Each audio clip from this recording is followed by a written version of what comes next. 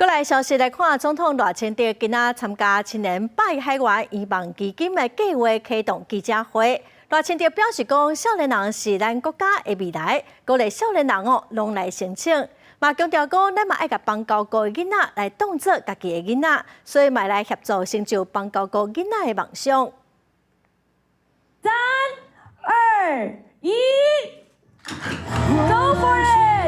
木推登陆教育部青年百亿海外愿望基金计划正式启动，显现协助青年海外愿望，培育青年拓展国际视野的决心。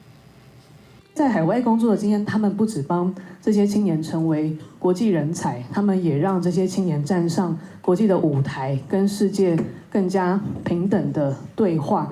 有机会的话，我也希望自己可以造一艘减速船，让我们的理念被看见，也让世界看到台湾。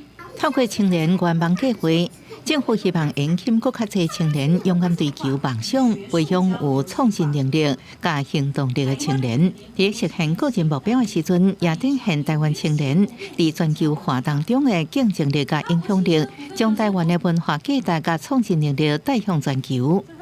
年轻人的人生的奖牌要由自己去定义。